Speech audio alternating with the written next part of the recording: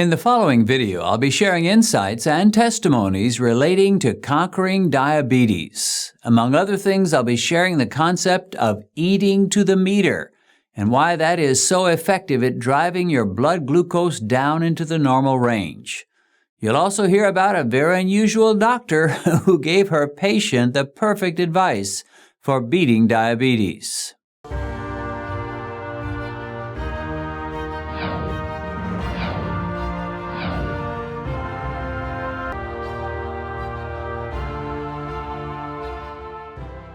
Well, on today's program, we'll be looking at some of the comments that you have shared, some of the questions, some of the testimonies, and various other things.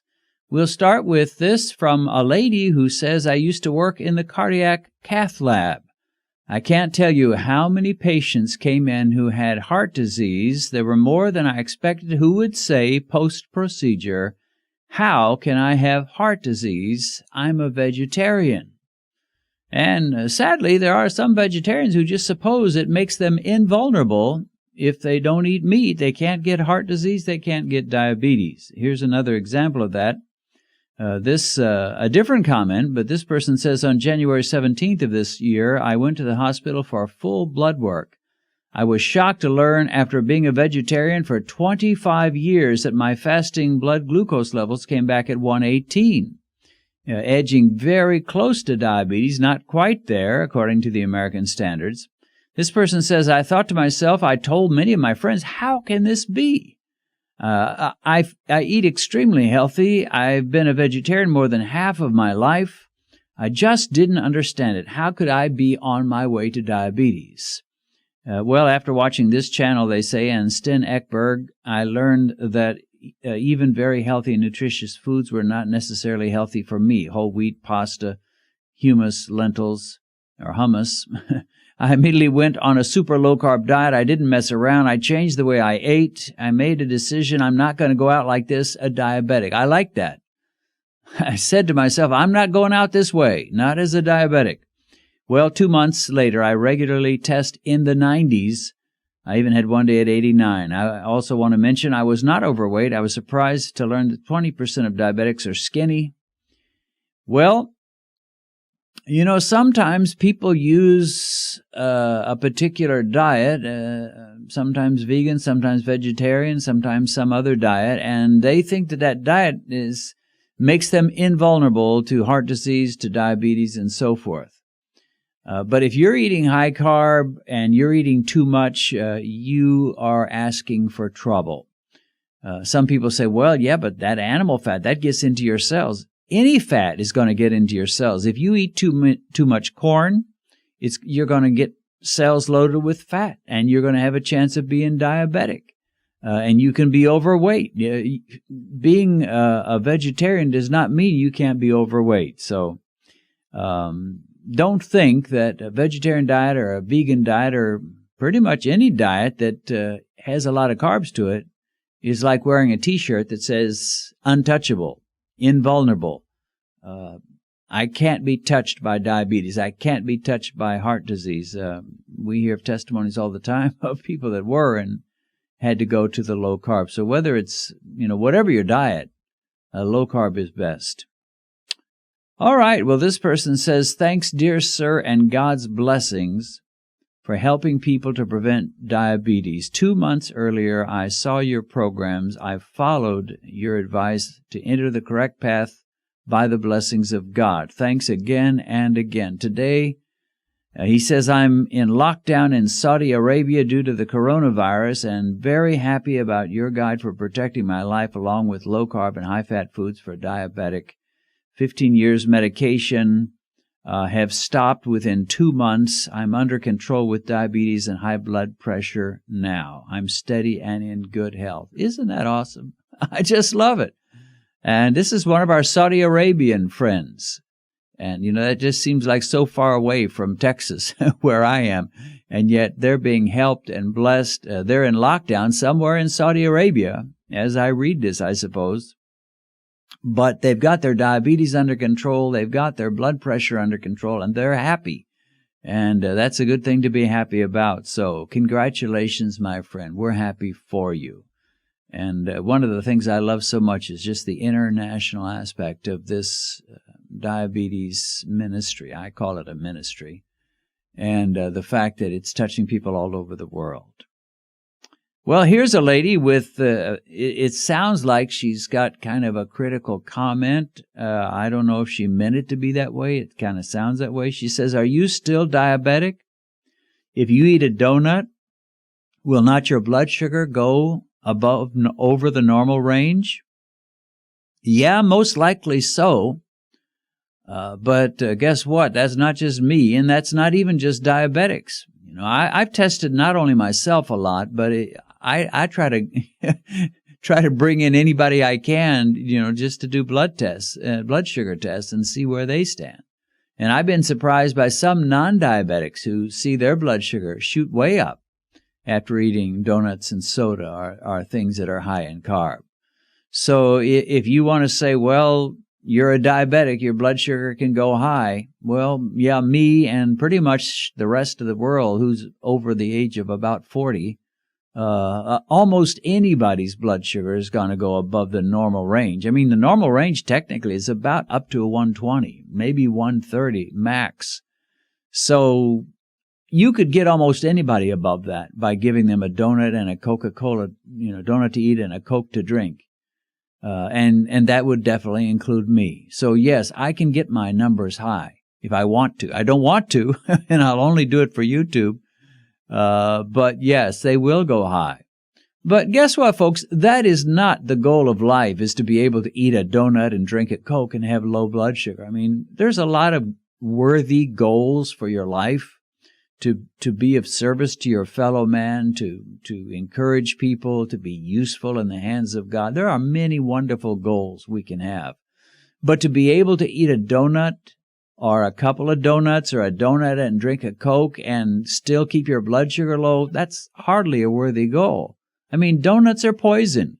Sugary sodas are poison. Why in the world would you want that to be your goal? So if you want to say that I'm a diabetic, you can say that. I don't call myself a diabetic because my numbers aren't there, but I definitely have diabetic tendencies, and I can get high. Easy enough. Okay, here's someone who says, "Hi, Dennis, just wanted to encourage you to keep producing content." Well, I plan to for a while. I'm, not going to do it forever, obviously, but for a while I hope to and plan to, by God's grace and will. This person says, "I'm an internal medicine physician assistant." Okay, internal medicine physician assistant.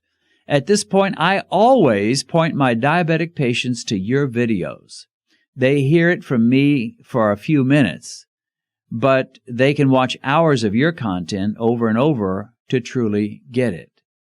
Well, he says they hear it from me for a few minutes. What's he talking about? Well, the fact is doctors and PAs and all the medical personnel, they don't have hours to give you. And it's not really their fault. That's just the nature of how our medical system works and how most medical systems work. And it's not just America. In Britain, Canada, Australia, pretty much anywhere, doctors simply don't have the time to spend hours with you or even 45 minutes with you. Oftentimes, you may spend 45 minutes waiting for the doctor, but then when the doctor gets in, it's going to be more like about 10 minutes. They just don't have the time. So this person says, "I'll point them to you because they can watch hours of your videos." Well, yes, they can. One of the cool things about YouTube is, I'm preaching when I'm not preaching. When I'm sleeping, I'm still talking about diabetes somewhere. My videos are always available. And, I'll admit, I get people that criticize me for going too long. And they'll often whine and say, "Can't you just keep it down to below 10 minutes? Well, let's put it this way. Suppose you heard of a seminar for diabetes. Let's say you are a raging diabetic. Your blood sugar is way out of control. You've got all the symptoms. You're scared to death. And you heard of a seminar that can help you get things under control and get your numbers down and lose all those diabetic complications and symptoms that you're having. So it's a seminar. It costs $200. But you say, man, if I can get my diabetes under control and get my numbers down, it's worth every penny of $200. So you pay your $200, you sign up for the seminar, it's on a Saturday, and it starts at 9 a.m. You're there promptly at 8:45, you're sitting in your seat, it's 9 o'clock, the instructor comes out, and this is the expert that's going to tell you how to control your diabetes, and he talks to you for 8 minutes, and then signs off and leaves the building. And there you are. You've paid your $200. You thought, man, this is going to be it. I am going to be free from diabetes. You got 8 minutes worth of a talk, and that's it. Would you not feel cheated? Well, I would. But I'm not going to give you just 8 minutes. I'm going to go longer than that. Part of it is the fact that I'm a teacher. Part of it may be the fact that I have been a preacher. But part of it is the fact that I just know people need a good, thorough immersing in the truths about diabetes. And so it doesn't matter how many people tell me to shorten my videos. I'm just not going to do it. But this person, who is an internal medicine physician assistant, says, I always point my patients there because I can't give them that much time. I can give them a few minutes. I'll do what I can, but I'll point them to you because I know they can watch your videos for hours. And so I have to say, I think the guy's smart. I mean, of course, he obviously agrees with me about his philosophy of beating diabetes, and he recognizes that they need more than just the few minutes he can give them. Okay, here's a lady. She says, I got very lucky. I was diagnosed with prediabetes years ago. My doctor was a PA, fresh out of residency. She gave me a blood sugar monitor, that's refreshing, told me to check my blood sugar like 6 times a day.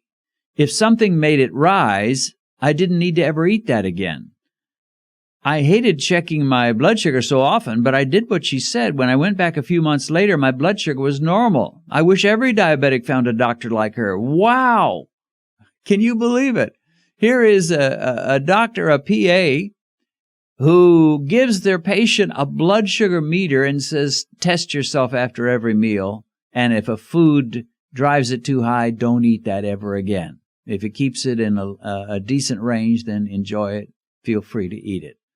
Well, Jenny Rule, who thinks a lot like I do, she's really a lot more into the technical side of diabetes than I am. I'm kind of a simple guy. She's a little more complex. But we think alike in terms of using your meter to adjust your diet. And she calls this concept of using your meter to determine which foods are safe and which ones are dangerous or problematic for you. She calls that eating to the meter. And I've heard others say that too, so I'm not sure if that originated with Jenny or not. But that's really what you're doing. You're eating to the meter. You're eating meals, you're checking your meter, you're determining which ones are good, which ones are not so good. It's a smart thing to do. It's a very practical thing. It's not complicated. And some people would say it's too simplistic, but it just plain flat out works. And I like things that work. I do not like things that don't work. One of the things I absolutely hate is to get some new device. I've just some electronic gadget. I love electronics and I love gadgets. And order it from Amazon. It comes, you're excited about it. You open the box, you take it out. It doesn't work. You have to send it back. I hate that. I don't know about you, but I hate it. But this idea of eating to your meter, letting your meter determine which foods are safe and which are not, and you'll find out there's a lot that are. And if that's not enough, go on the internet, go on YouTube and type in keto this or keto that, keto chicken, keto rice, keto cake, keto brownies, all kinds of keto products are there, and test yourself. Make sure that will work for you. Don't just assume because it said keto in front of it that it will, but in many cases, probably most, it will, and you'll be in good shape. So it's a great time to have blood sugar problems if you have to have them. I mean, if this was 100 years ago, you'd be in serious trouble if you were a diabetic. But now, not only are you not in that much trouble, you can usually fix it fairly easily in most cases, not every case. But there are so many food choices. It is wonderful. So anyway, if you have to be diabetic or have diabetic tendencies, this is the time. And it's only going to get better and better as people figure out just how powerful a keto/low-carb diet is in conquering high blood sugar. It's just going to get better and better. All right, well, that's about it for now. Hope you enjoyed it. If so, give it a thumbs up so YouTube will recognize this is a valuable video and they'll promote it to others. And consider subscribing so you can be notified when we post new videos if you subscribe and then click that bell icon. God bless. See you again soon.